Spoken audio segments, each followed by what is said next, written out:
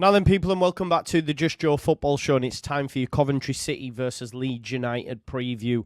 And what a game this is. What a tough test this is going to be after doing a bit of research, looking at the informed players, Coventry City's position in the league, and obviously they're still hoping for the top six. This is going to be, for me, the toughest test that Leeds United will face between now and the end of the season, and that includes Southampton at home. Of course, we've got to go away from home, which form has sort of faltered a little bit of late.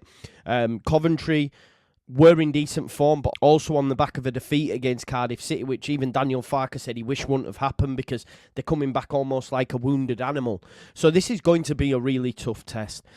Obviously, Leeds United need to secure victory, because if we secure victory, that is going to maintain our position in the top two. Depending on how Ipswich get on against Norwich, it could even mean we could be top after this game. And look, despite some less than perfect performances from Leeds United, performances we've come to expect this season, we've still come through with 4 points, which when you consider the rest of the teams, obviously Southampton just getting one, Leicester getting 3, and only Ipswich getting maximum points, it was decent. You know, we scored late goals in both the games against Watford and Hull City. And that highlights Leeds United's resilience, that willingness to go to the end, the determination that we have, the fitness that this teams have. Obviously, we scored in the 88th for 97 minutes in both games, respectively, defeated Hull City 3-1 on Monday. That win as well now extends our unbeaten run to 15 games. We've won 13 and drawn 2. You know what? When you look at it, a draw against Coventry away from home wouldn't be such a bad thing, but ultimately Leeds have to win every game now for me, because the pace that the other teams are also setting means we need to match that. You know, it's extremely tight at the top. Now, obviously, we begin the weekend in second place, 1 point behind Ipswich. Hopefully they lose, drop points, we win, and obviously we then go top. But we have to remember that Leicester still do have a game in hand, who currently sit in third. We do, though, have the best goal difference of all three teams. So if it comes to that, then Leeds United, stand themselves in good stead. Now, we do have to travel away from home, and there has been a slight hiccup of late when you consider how well we've played this season. Our away form did take a dip, pre-Christmas, then it improved. Look, I'm not saying it's poor, because ultimately, folks, we're still unbeaten. But the last 4 matches on the road in all competitions, that includes Chelsea, of course, we've only won 1, drawn 2, and lost 1. So I'd like to see that improve, ideally, and get another in that win column. Now, on the other side, obviously, Coventry City, they have challenges of their own. There's a 4-point gap between them and the playoff spots. Obviously, Norwich sat in 6. You'd imagine the top 5 is settled now, so it seems to me there is only 1 spot left.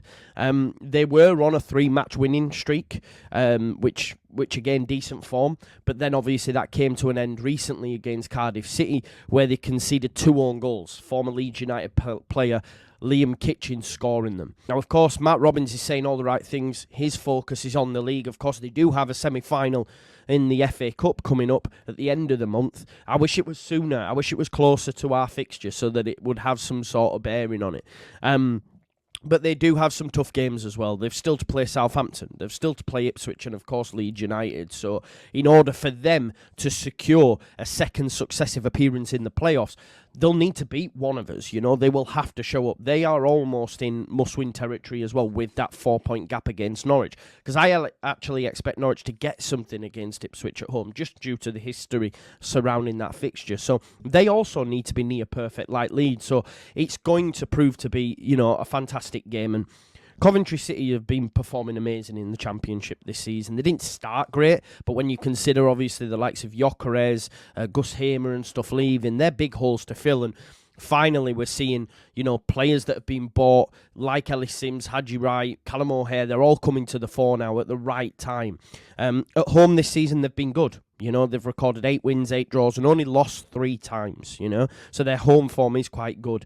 I think the points per game average is closer to 1.68, so it shows that is a bit of a fortress for them. Admittedly, it has wobbled of late, though, because they've lost 2 of the last 3 home league games, and that's as many as they'd lost in 25 games prior to that. So are they having a little bit of a wobble? Are minds focused on that FA Cup game? Let's hope so when we play them on the weekend. Now, just on team news for Coventry City as well, Callum O'Hare and Victor Torp both could start for Coventry. Callum O'Hare is a great player. They were on the bench against Cardiff. A positive thing for Leeds United, though, Sakamoto and Jamie Allen remain sidelined for this visit of Leeds. Specifically Sakamoto, because whenever I've seen him this season, he's a good player, technically really, really strong on the ball and could cause Leeds United problems. So the fact he's out, that's a massive plus. But look, they have some great players outside of that. You know, there are very few players in better form than Coventry striker Ellis Sims at the minute. You know, he scored on Monday against Cardiff to make it 5 goals from his last 3 games. And in total, he has 13 goals in his last 10. So he is the informed striker right now. In total, I think Ellis Sims has netted 17 goals in all competitions for Coventry, making him their leading scorer. Hadji Wright as well. He's followed closely with 16 goals in all competitions. And he actually has 20 G&A in the league. 1 less than Gio Rutter. So this shows how well he's been playing. And outside of that, you've got Callum O'Hare, Matt Godden. They've both got 9 goals in all competitions. So they have goals aplenty across all of them front players. Believe me when I say, folks, this is not going to be an easy game. This is not going to be an easy afternoon for Leeds United. Leeds United have a few problems themselves. Obviously, will Gruyev make it? I feel that we've now understood as a fan base just how important he is, just how big of a fulcrum he is to this side. You know, I remember seeing him in that first few games and also making the claim that, look, how can you remove him from midfield? And even when we seen Ampadu played there, yes, admittedly Cooper was at the back and it weakened us, and obviously Firpo was missing, etc. But you know, we've still conceded goals from open play after that fact with Ampadu at centre-back. So I think for me, the biggest miss is Gruyev. So fingers crossed he makes it. Now, admittedly, Gray and Kamara are a competent enough midfield, and hopefully a week's worth of training, 5 days' worth of training improves that just in case Gruyev doesn't make it. We're not going to have the Mateo Joseph Bamford debate because Farke's made it clear that Bamford's his man and he's going to continue to use Joseph off the bench. But one thing I will say, Bamford owes us a performance because the last couple of games he hasn't been great. So, and he misses a sitter, of course, against Hull City. And if we'd have gone 2 up then, the game would have been a lot easier than it turned out to be. But outside of that, I think it'll be the same lineup for me. I wish Nonto was fit. I wish Roberts was fit even as an option, because who's going to start at right back if Gruev doesn't make it, because Byram couldn't run in the second half against Hull City. So will he be okay to play? It remains to be seen. But look, I do think Leeds United could win. Normally, any time in the stage of the season, I'd sit here and go, do you know what? A point against Coventry ain't bad. They're a great side. Yes, form's faltered, you could argue a little bit, but they've made it to the semi-final of the FA Cup. They have Ellis Sims, Hadji Wright, Callum O'Hare scoring goals for fun. You know, as I say, Ellis Sims arguably the most informed striker in the league right now over the last 10 games, you could say. So I think they'll score as well. You know, that sort of imperious defence has faltered of late for Leeds United, and if anyone's going to score against us, it will be Coventry and it will be Ellis Sims. But I do think Leeds United can win the game.